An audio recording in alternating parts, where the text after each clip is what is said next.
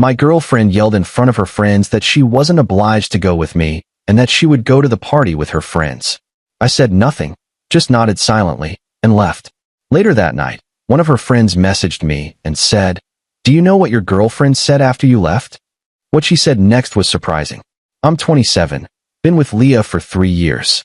We met through mutual friends at a rooftop bar downtown, and honestly, the first year was incredible. She was spontaneous, fun, always dragging me to new restaurants or weekend trips. I'm more of a homebody. I work in software consulting, long hours, decent pay, but she brought balance to my life. Or so I thought. The problem started around month 18. Small things at first. She'd make plans without telling me, then get annoyed when I couldn't drop everything to join. She started going out more with her friend group, Taylor, Becca, and Nina, 3 women she'd known since college. I didn't mind at first. Everyone needs their friends. But it became every Thursday, every Friday, most Saturdays. When I'd suggest we do something together, she'd sigh like I was being clingy. Money became another issue around the same time. I'd always paid for most things, dinners, trips, her car insurance when she was between jobs last year. She worked in marketing, decent salary, but somehow always seemed broke by the 3rd week of each month. I never asked where her money went. I should have. The night everything changed was a Saturday in late September. There was this birthday party for one of her coworkers, someone I'd met maybe twice. Leah had mentioned it casually on Monday. Adrian's party is Saturday. Should be fun. I assumed we were going together. That's what couples do, right? Saturday afternoon. I'm getting ready. Nice jeans, button down. When Leah walks out of the bedroom in this short black dress I'd never seen before. She looks amazing, but something in her expression is already defensive. "You look great," I said. "What time are we leaving?" She didn't even look at me. Just grabbed her purse from the counter. "I'm meeting the girls there at 8. I blinked. "Wait, I thought we were going together?" I never said that. Her tone was sharp. "It's Adrian's party. I barely know him through work. You'd be bored. Then why am I dressed up?" She finally turned to face me, and there was this coldness in her eyes I'd never seen before. "I don't know, you tell me. Maybe you just assumed, like you always do." That stung, but I kept my voice calm. "Leah, I just thought." "Look," she cut me off. "I'm going with my friends. You can come if you really want to, but I'm not babysitting you all night."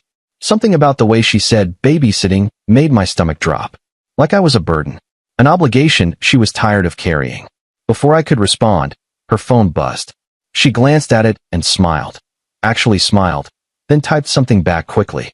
"The girls are waiting downstairs," she said, already heading for the door. "I'll see you later." I followed her to the hallway. "So that's it. You're just leaving." She stopped, hand on the doorknob, and turned back with this exasperated expression. "What do you want from me? A written invitation? I'm going out with my friends. You're not obligated to come, and I'm not obligated to take you everywhere." The way she said it, sharp, dismissive, felt like a slap. But what really broke something in me was realizing we weren't alone. The apartment door was open now, and standing in the hallway were Taylor, Becca, and Nina, all 3 staring at me. Taylor had this smirk on her face like she was enjoying the show. Leah didn't lower her voice. If anything, she got louder. "I'm not obligated to go with you, okay? I'm going to the party with my friends. If you can't handle that, that's your problem." The hallway was silent except for someone's TV playing faintly in the background.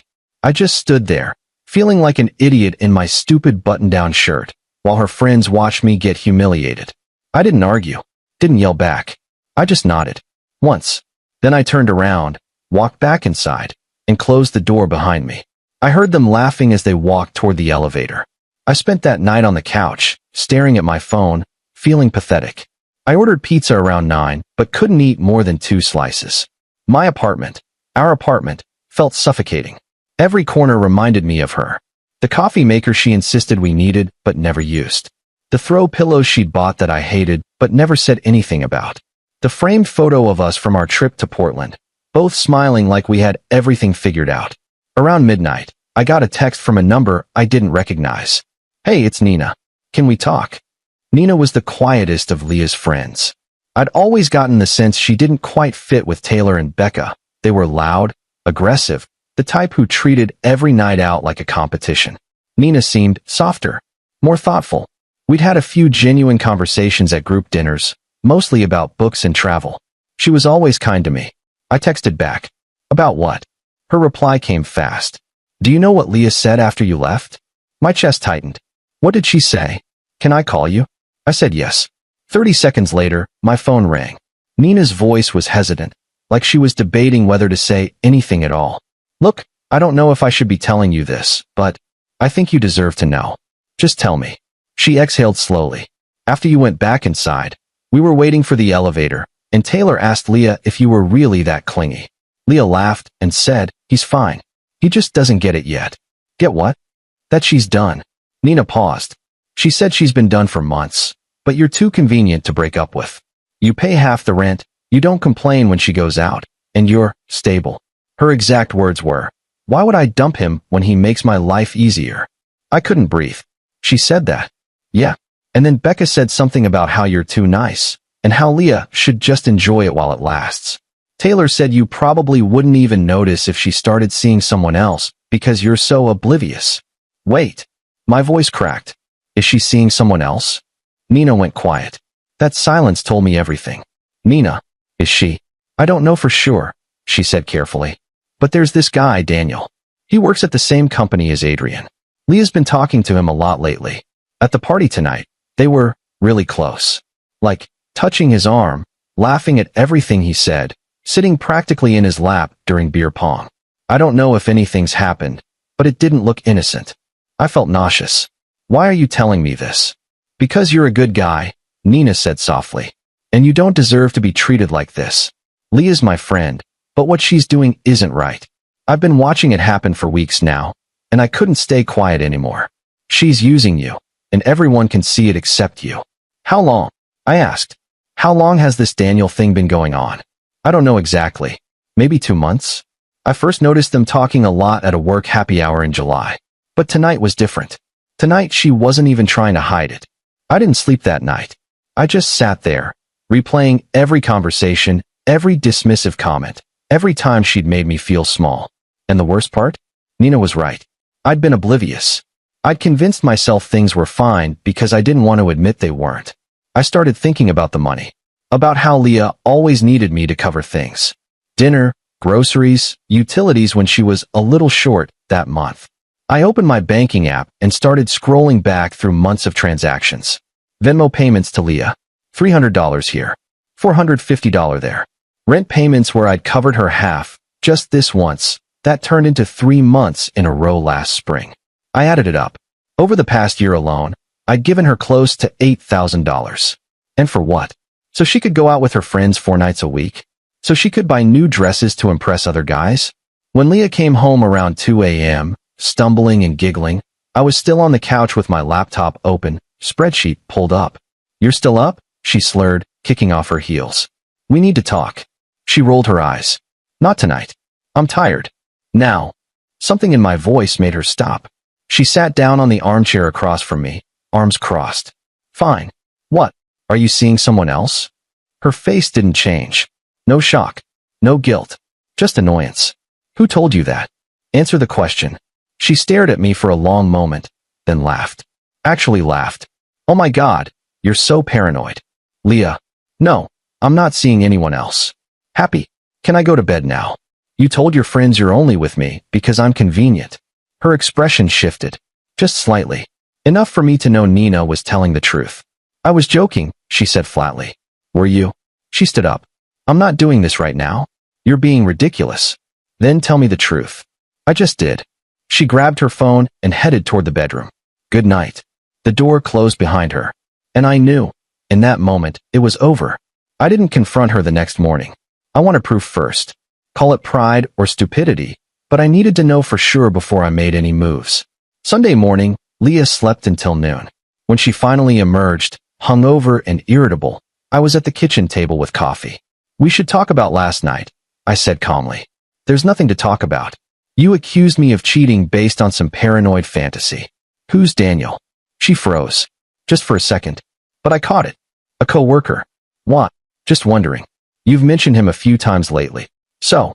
She poured herself coffee, not looking at me. I mention a lot of coworkers. Right. I sipped my coffee. Hey, can I borrow your phone? Mine's dead, and I need to check something for work. Use your laptop. It's upstairs. Your phone's right there. She grabbed it off the counter. It's locked. So unlock it. Why do you need my phone? Why won't you let me use it? We stared at each other. The silence stretched out, heavy and uncomfortable. This is insane, she finally said. I'm not playing this game. She took her coffee and went back to the bedroom. The door locked behind her. That's when I knew Nina was right about everything. I called Nina that afternoon while Leah was still holed up in the bedroom. Thank you for telling me, I said. You were right. About all of it. I'm sorry, Nina said quietly. I really am. What are you going to do? I don't know yet. But I can't keep living like this. For what it's worth, Nina added, I took some photos at the party last night. Of Leah and Daniel. I thought maybe you'd want them. As proof, or whatever. Send them. She did. Free photos. Leah sitting on Daniel's lap during beer pong. Leah with her hand on his chest, both of them laughing. Leah and Daniel outside on the balcony, standing close, his hand on her lower back. I stared at those photos for 20 minutes. Not because I was surprised, but because seeing it made it real in a way I couldn't deny anymore. Monday morning, I called in sick to work. I spent the day looking at apartments. Found a decent one-bedroom about 15 minutes away, available immediately. I put down a deposit. When Leah left for work Tuesday morning, I called a locksmith. Changed the locks on our apartment. Legally, I could do it. The lease was in my name only. She'd moved in with me. Never signed anything official. I'd been too trusting to make it formal. Then I packed all her stuff. Clothes, makeup, shoes, those stupid throw pillows. Everything. Loaded it into boxes and stacked them by the door. I texted her at 3 p.m. Your things are packed. You have until 6 p.m. to pick them up. After that, they're going to the curb. She called immediately. I didn't answer. She texted, what the hell is wrong with you? I sent her the photos Nina had given me. She called again. Again, I didn't answer. At 5:30 p.m., she showed up with Taylor and Becca. I'd been watching through the peephole. I opened the door before she could knock. Are you serious right now? Leah's face was red, furious. Completely. You can't just kick me out. The lease is in my name. You don't live here legally. I can, and I am. Taylor stepped forward. You're such an asshole, says the person who encouraged her to use me. I looked at Leah. You've got your stuff? Leave. We need to talk about this, Leah said, her voice shifting to something softer, more manipulative. Baby, come on. Whatever you think happened. I know what happened. I know about Daniel. I know you've been using me for months. I know you think I'm too stupid to notice. Well, I noticed. Becca scoffed. You're acting like a child. Take the boxes and go. Now. Leah's eyes filled with tears. Fake ones. I'd seen her real tears before. These weren't them. Where am I supposed to go? I don't know. Daniel's place? I'm sure he'd love to help out. Her expression hardened. The mask dropped. You're going to regret this. I already regret the last 3 years. Taking my life back won't be one of them. They loaded the boxes into Taylor's car in silence. Leah turned back once, mouth open like she wanted to say something else, but I'd already closed the door. The next few weeks were quiet. I focused on work, on moving into my new place, on rebuilding routines that didn't involve her. Nina checked in regularly. We got coffee once, and she apologized again for not saying something sooner. I should have told you months ago, she said. I just didn't know how. You told me when it mattered. That's enough. She smiled sadly. For what it's worth, Leah's been a mess since you kicked her out. She's staying with Taylor, and apparently they're already fighting. Turns out Leah's also broke and can't afford to pay any rent. Not my problem anymore. No, Nina agreed. It's not. I found out through mutual friends a month later that Leah had started officially dating Daniel. Turns out they'd been seeing each other since early July, nearly 3 months before everything exploded. Maybe longer. Daniel dumped her 6 weeks after that. Apparently, once Leah didn't have me bankrolling her lifestyle, she expected him to pick up the slack. He wasn't interested in being an ATM either. Nina eventually stopped being friends with Leah after finding out the full extent of the lies. Taylor and Becca fell out with Leah too over unpaid rent and borrowed money that never got returned. Funny how that works. Last I heard, Leah moved back in with her parents in Michigan. I don't think about her much anymore. As for me, I'm doing better. Got my own place. Started going to the gym again. Reconnected with friends I'd neglected. Started dating again too. Casually, nothing serious yet. I'm in no rush. Some nights I still think about that hallway. About nodding silently while she humiliated me in front of her friends. And I'm glad I walked away when I did. Some people see kindness as weakness. Leah was one of them. I learned an expensive lesson, but at least I learned it before I wasted any more years. Edit 1. A few people asked if I ever confronted Daniel. I didn't. He wasn't the problem.